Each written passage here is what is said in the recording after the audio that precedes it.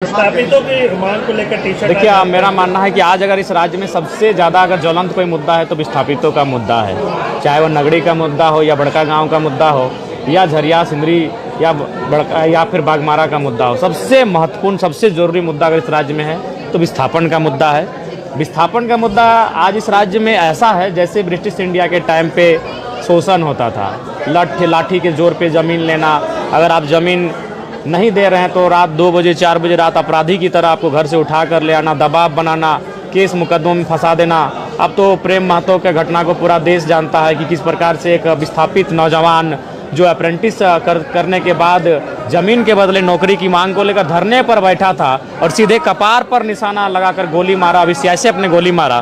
तो इससे बड़ा दुर्भाग्य और इस राज्य का क्या हो सकता है। इसीलिए मेरा मानना है सबसे ज्वलंत मुद्दा विस्थापितों का मुद्दा है, उसका निराकरण कम से कम करना चाहिए। और बिल्कुल केवल ये लोग विभागीय कार्रवाई का आश्वासन देते हैं लेकिन धरातल पर कुछ नहीं होता है। पिछले सत्र में ही माननीय मंत्री दीपक बिरवा जी ने कहा था 90 दिनों के अंदर विस्थापन आयोग का गठन कर लिया जाएगा और जो विस्थापित समस्याएं हैं उनका निराकरण किया जाएगा, लेकिन अभी तक आयोग का गठन नहीं हो पाया है। ये दुर्भाग्य और चिंता का विषय है।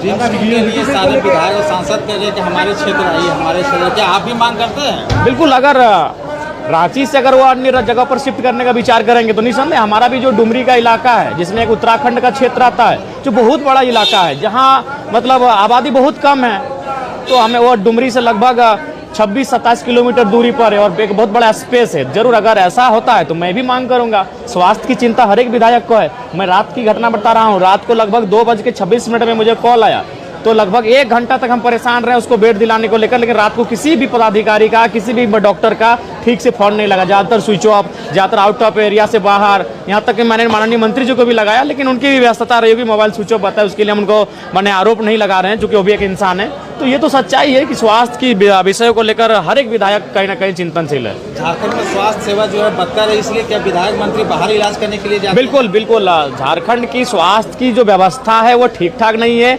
हमारे इंफ्रास्ट्रक्चर ठीक ठाक नहीं है, हमारे जो उपकरण होते हैं स्वास्थ्य संबंधित वो उपकरण ठीक ठाक नहीं है, जिस कारण अगर हमारे माननीयों को अगर जरा से छींक भी आती है, अगर खरोच फुंसी भी होता है तो वो दिल्ली, हैदराबाद, गुजरात चले जाते हैं इलाज के लिए। और आम व्यक्ति अगर वो मैंने बड़ा से बड़ा बीमारी का भी सामना करता है तो उसे रिम्स जैसे सरकारी अस्पताल में इलाज के लिए भर्ती होना पड़ता है और कभी कभी तो दम तोड़ देते हैं। ये भी सच्चाई है। पटना का परिषद टीचर विपिन सर आया था आपके पास? जी आए थे, कल रात को ही आए थे। उनसे राजनीतिक विषय पे बातचीत हुई। उन्होंने हमसे कहा भी कि अगर समय और फुर्सत मिले तो वो विधानसभा का चुनाव लड़ने समर्थन के लिए उनका बुलाया था उन्होंने। जयराम जी, क्या आप घायल पैर में चोट लगा हुआ है? देखिए, डॉक्टर का स्पष्ट कहना है कि आपको कम से कम 5 दिन बिना चहलकदमी के